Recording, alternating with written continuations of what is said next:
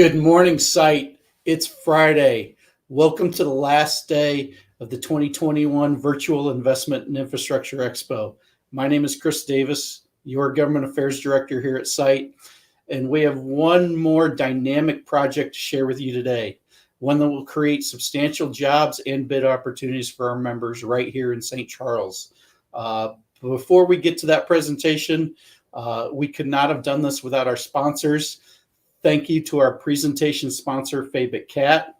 And also, thanks goes out to our expo sponsors, Advanced Drainage Systems, Inc., ASPE Enterprises, Bus and Quarries, Central Power Systems and Services, CMW Equipment, Energy Petroleum and Marketing, Fix Supply Company, KJ Understall Construction, NB West Contracting, Pace Construction Company, Pat Kelly Equipment Company, Purple Wave Auction, Roland Machinery, Rush Truck Centers of Missouri, Thomas Industrial Coatings, Tramar Contracting, 2 Alpha Contracting, and United Rentals. Thank you to all of our sponsors. Today, we have Brad Temme from the City of St. Charles here to discuss the River Point project. This project will develop the Missouri River in St. Charles from the south side of I-70, spanning all the way down almost to the Family Arena.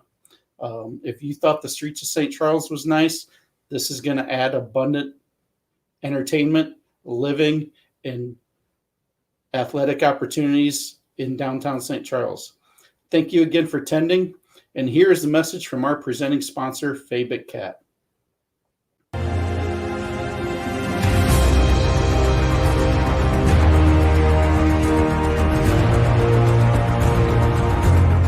In these challenging, uncertain, uncharted times, you stand strong.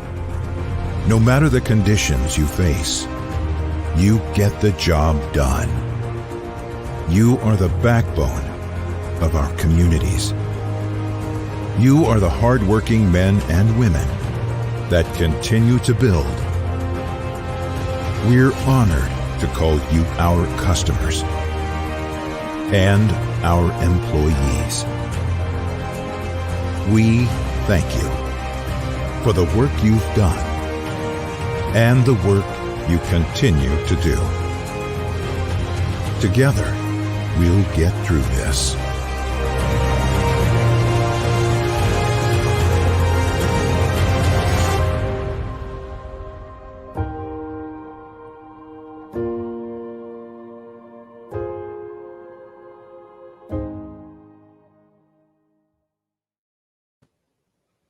Okay, thank you, Fabic.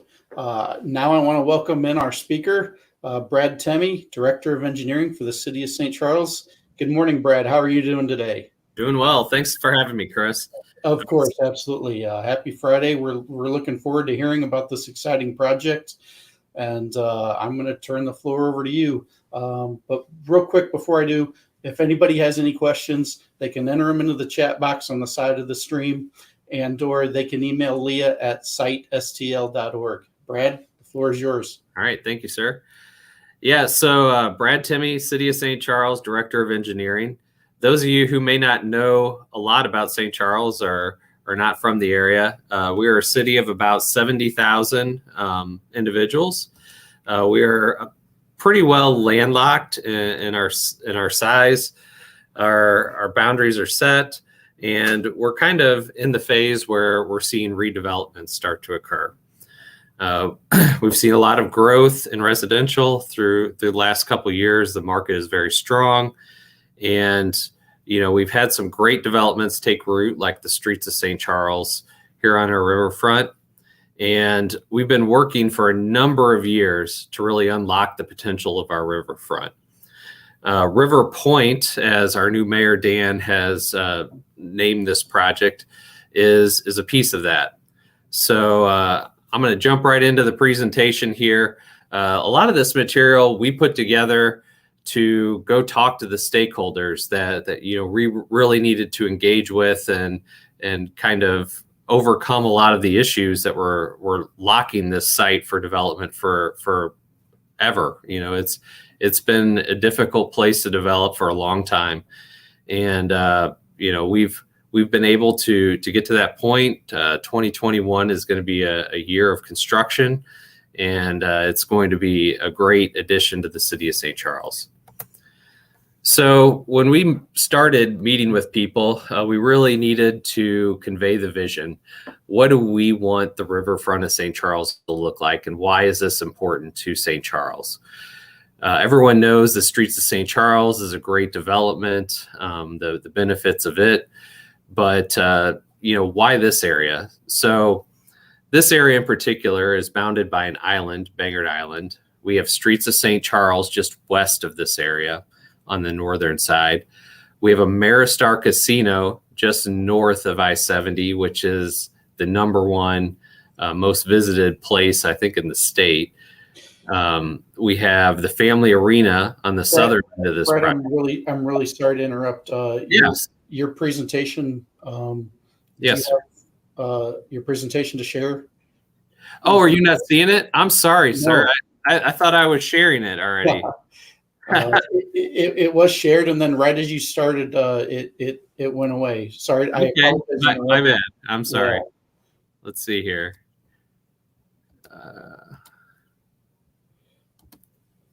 We'll start over at the beginning here. All right. I apologize for that, Chris. So, Perfect. here we go. Can you guys see me now? All right. Bangor Island was the initial name for this development. We've changed it to River Point for a number of reasons. We received a lot of concern that we were developing the island itself, which has some restrictions on it for its use. The island itself is going to remain an island, a recreational facility, but we are developing the ground in and around the riverfront here. So as I said before, Streets of St. Charles is on the northeast of this project. Ameristar Casinos directly north of it. We have Interstate 70 on the north side that has about 1 million cars a week travel past this site. And we have the Family Arena on the south. We initially broke the project up into 3 phases. We saw phase 1 being the area by Streets of St. Charles is the most easily able to develop. Phase 2, we jumped down to the Family Arena. And then there was a long, skinny stretch in between that we called phase 3.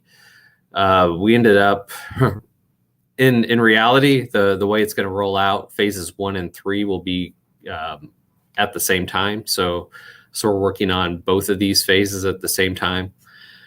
In this visualization, we kind of put together, what is the city's, future of this area? What do we want it to look like? So we laid out a development. We did this in-house to create this tool. And when we went to speak with our legislature, when we went to speak with the governor, the lieutenant governor, the senators, U.S., when we talked to Congressman Luke DeMeyer and others, we really needed to convey, what do we want this area to be in the future? So this was vital in our efforts to, work through a lot of the issues that have kind of held this site back. So as you can see, we put together a development, mixed use, and kind of laid it out based on some of the things that were around it. So we extended roadways that existed outside the development, created flows through the development. The site is got a lot of unique features to it. The Katy Trail runs right down the middle of the site at this time.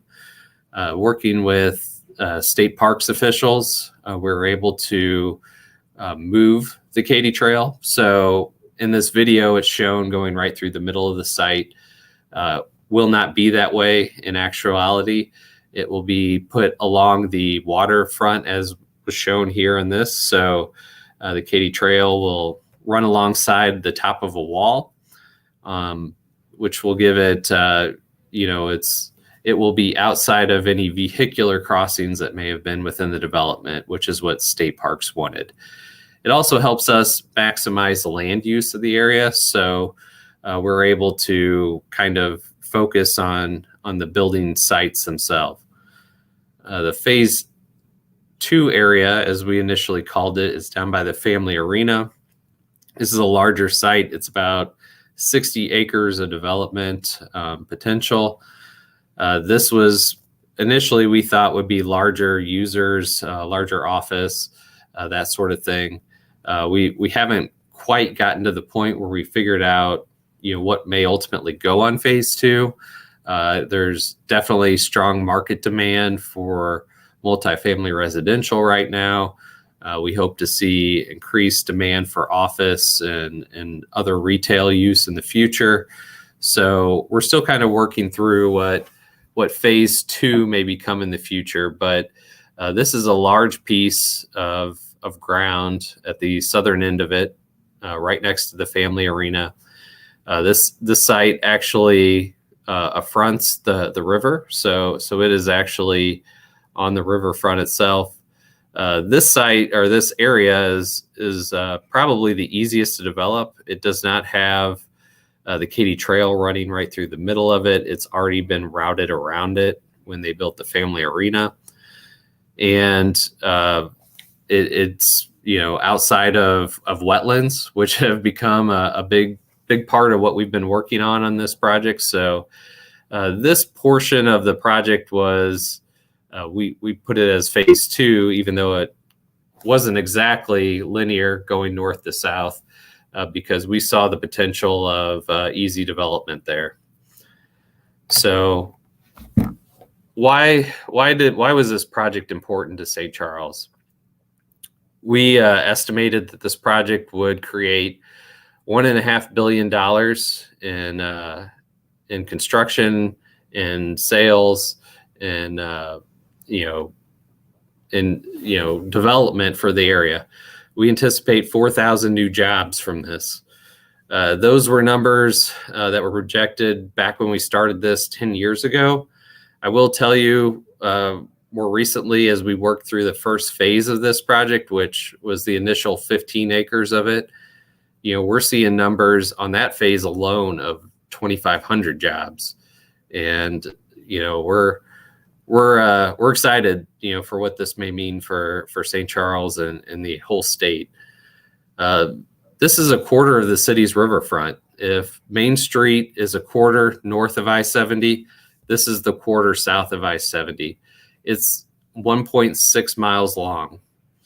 We've already got great attractions all around us. We've got Streets of St. Charles, Ameristar Casino, Family Arena, and the Katy Trail running right through the site. There's nothing else like this, I believe, along the Katy Trail, from St. Louis to Kansas City. This would be impressive. It's been a difficult site to develop. So we've been bisected by overhead utilities. We've had to plan how we're going to reroute those utilities underground around our site. We were bisected by our own sewer system. And when we raise this ground up, we're going to have a very deep sewer. So we've had to figure out how to move that trunk sewer main around the site as well. The Katy Trail ran right through the middle of our site. So we had to figure out with state parks how we were going to handle the Katy Trail and keeping it open and active while we develop the site. One of the major issues, and one that's been worked on since 2008, are the core jurisdictional wetlands along the boundaries of this site. And we had many private stakeholders who owned property in this area. The city had held a large portion of property down there, but we didn't have it all. So we had to work with folks who had owned property for quite some time and really didn't understand property boundaries, and property descriptions near the river are very fluid. So a lot of things are described to the river. The island was described, to the channel. So there's a lot of different parts to this that were involved to understanding and unlocking, how do you assemble this and how do you put something like this together? As stated at the opening, this is a large area, 325 acres. Of that, we're developing a portion of it. So the island itself is over 200 acres. It has use restrictions on it, so no firearms, no motorized vehicles, recreational uses. So the island itself is going to stay a park. It's going to be a great amenity to those who may live and work around this area, but due to its its placement and it's also within the floodway, so it's just a nice amenity near really the area that needs to develop. Another thing we did early on to kind of bring awareness to the project and also spread the understanding of what we're trying to do to the project is create a project website. And we got the word out there about the project, what was going on when we were meeting with people and other things. This was from a couple of weeks ago. We've had over 16,000 people view the website. So we've received a lot of feedback and a lot of acceptance on the project just based on being able to share our message, even during the difficult 2020 year that we've had. So as any project evolves, you start with a single concept and it evolves over time. When this project started in 2008, it was thought that the island would become an island again. In the 1930s, the Corps put some river control structures in that caused the island and the ground next to the river to accrete together. So the island became part of the landmass adjacent to the river. So the thought was, let's dredge out a slough again. Let's make the island separated from the mainland, and that's how we would develop or delineate. Here's the island, and here's the developable mainland. So, as you can see on the left, that was kind of the first rendition of this. There for a while, we were able to acquire the first phase of this, and we were thinking, well, if we had to just phase this and do one thing, what could we do? So we built kind of a lake design, water quality feature, and created the development alongside of it. That transitioned through our work with the wetlands delineation and core work into what we have today, which is about 30 acres of development. The green parcels shown on this map are the areas currently owned in large part by the city. The county has some property for a trailhead in there. And the idea is that what we were initially calling phase 1 and phase 3 are moving forward as development. And right now we have a couple great proposals from developers on what they would like to do with the site. So, we're pretty happy that, the development community sees the potential of this area as well. And, our council's got a tough decision ahead of them, but one that I think, either way they go is going to be, quite spectacular for St. Charles, the region, and the state. Some of the more recent mock-ups, white box idea of, what is this area going to look like? This one shows the Katy Trail kind of along the waterfront there. That area down through there is a tributary to the river called Crystal Springs Creek. And we plan to provide access to the island and the trails that are on the island over that creek via pedestrian type bridge.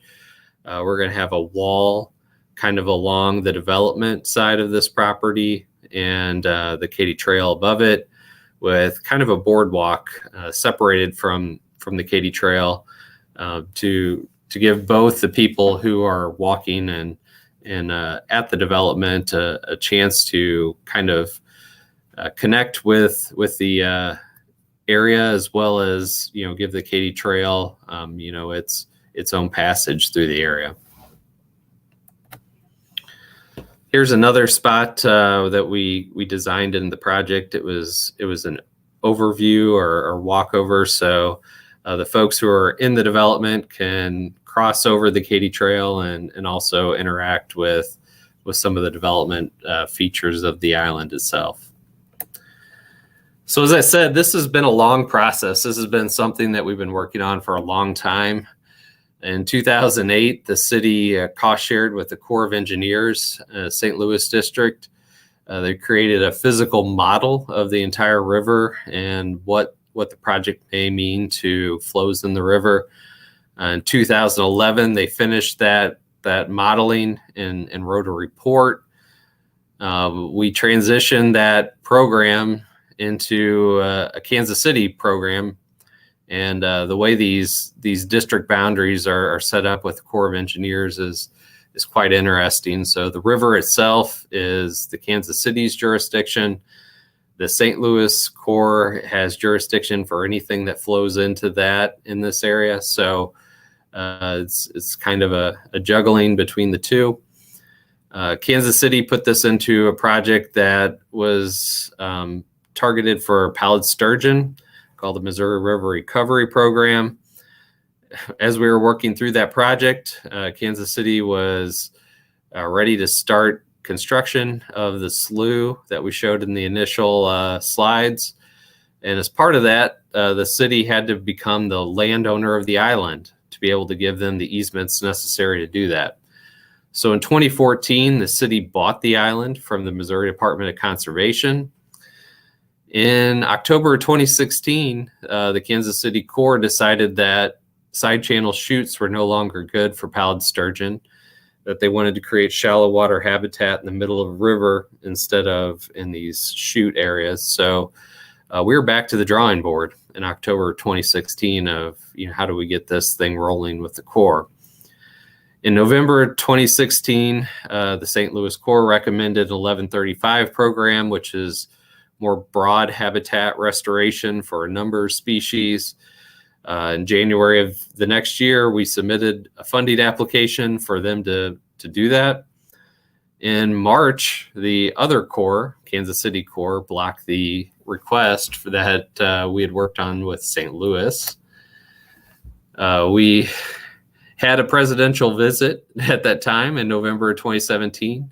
So our then Mayor Faith met with Governor Greitens and President Trump on the project. So that was unique. Governor Greitens and DNR followed up with the city on the project. We worked, we went on basically the campaign of the Capitol in 2018. So we worked with our local delegation to get their support for the project. We had a sponsored resolution of support from the Missouri Senate that was approved by both the Senate and the House in 2018. We, worked through federal acts of legislation with Senator Blunt and others on the WRDA bill to get this project put into the last WRDA legislation. We worked on some other programs, funding. We received, we met with the county executive and what they could help us with on the project. The county supported, the development of this area and the growth of St. Charles and St. Charles County. We worked for more core funding and core project. We applied for County Road Board funding. We worked through a build grant, which we were unsuccessful in getting. We worked with Corps officials from both sides, met with Congressman Luke DeMeyer, applied for more build funding. We tried quite a bit to get this project off the ground. So in about 2019, things started coming together. So the state and Senator Eigel were able to put $1 million appropriation for the project together. We got state parks on board with our moving of the Katy Trail. Late that year, the governor stepped up, was able, through his governor's cost share program with MoDOT and DED to award the project $5 million. So transitioning into 2020, things were full steam ahead. COVID hits, we kept building on the site. We kept things moving. Middle of the year, we had a developer marketing luncheon. So we brought people in, showed them our idea, showed them what, the timeline was for the project. In late this year, we formed a SID on the project area to help with some of the development costs. We finished up the property acquisition of that phase 1 and phase 3 area. We got our 106 clearance from the state. We've applied for the 404 permit. The Corps has approved the jurisdictional determination on that permit. The county early this year approved $7 million in road board funds for the project. And as we sit today, we have 2 strong development proposals that came really out of that meeting mid last year of sharing our vision with the development community. Currently, if you were to walk out on the site today, we've got utility relocation underway. I think we have about 5 miles of conduit sitting on site to underground those overhead utility lines. Our initial road work is beginning. We put in and started construction of the sanitary lift station to reroute that sanitary flow from the middle of the site around the edge of the site. Demolition of existing structures is happening. Last month, council approved the tree clearing package. So starting on Monday, we will be out there clearing the remainder of the site to hopefully get things really rolling in 2021. So I'll leave you with just another one of the pretty pictures that we had of the project, just trying to convey that we will be adjacent to this area. I will say, throughout the project, there were considerable concerns from environmental groups. The environmental groups, we met with them head on early and provided them with a lot of information. We've been studying this for quite a long time and had a lot of answers.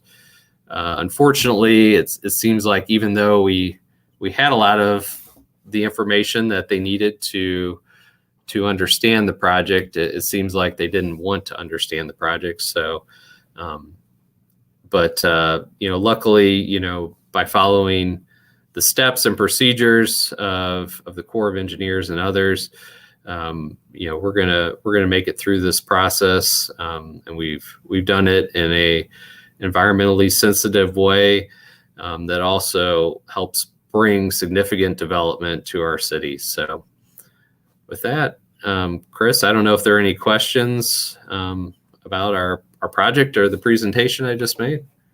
Brad, I've got one question for you. I'm going to put you on the spot. And yeah, when's a target completion date? You know what? Talking to some of the developers, it depends on which project we go with. One would be open by mid-year 2023, so that would be operational mid-year 2023. The other one would probably be sometime in 2022 for a portion of it. So theirs was a more phased development of the site, but obviously significant pieces of it would start earlier than the other one. So exciting, and trust me, I know that's a difficult question to answer, especially when this project started in 2008. So yeah, it's got to be exciting for you to kind of see that finish line in the horizon. So sure. Brad, I'm seeing no other questions. You escaped the gauntlet. All right. Thank you for being with us today. Thank you to the City of St. Charles and their commitment to development. And I wish you very well. And if there's anything site can do for you, please don't hesitate to reach back out to us. Thank you. Hold on a second. We just had one question come in. Great. It's under the wire. Where can those on the this presentation? Where can we find bidding information for the phases of this project?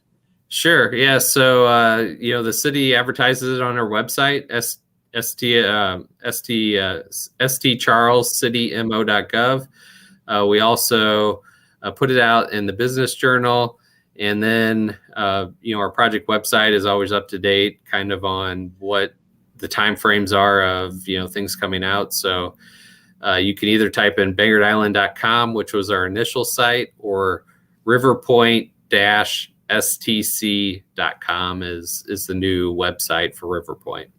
Okay. Thank you. Thank you very much. Again, Brad, thank you. And we appreciate your time today. Take care and be well. All right. Thank you. Thank you. Thank you to our members who attended today. Thank you to those of you who have been here with us all week. We can't do this without you and your participation. You have made this a success all week. We hope you have found all of this information useful. And we really do look forward to bringing everyone back together. We do wish we were at the St. Charles Convention Center this week. But we're thankful that we were able to bring the content to you in this virtual component. And Site is celebrating our 55th anniversary this year. And we do intend on bringing everybody together to celebrate and to network, because we know that's what brings significant value to you as well as this content. We will have our first in-person event May 12th. We'll be at Topgolf from 4:30 to 6:30. Come on and swing a club, have some good food, some beverages, and see each other again. The cost is going to be just $21 to celebrate 2021. And the event is capped at the first 100 registrants. You can register online on Site's website, and we hope to see you there. Again, thank you for being here today. Before I thank our sponsors, I want to take a moment of personal privilege. Jeremy's been with you all week. He is out today in union labor contract negotiations, sitting down with cement masons, trying to hammer out a contract. But he's put a lot of work into this.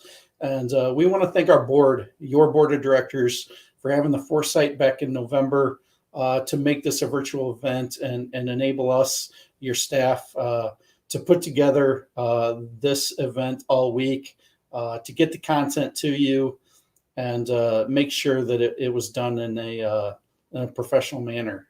So thank you to the board. Thank you to our partner in this. We contracted with Maycreate, and Stacy Brockmeyer has been the force behind the scenes. What she and Leah and Rhonda and on-site staff have done over the past 2 to 3 months to bring this all to you. They've put in a tremendous amount of effort, and I really tip my cap to them and their efforts. So thank you to them, and to our programs committee for all of their input and bringing these presentations together. And then now finally back to our sponsors who made this all work.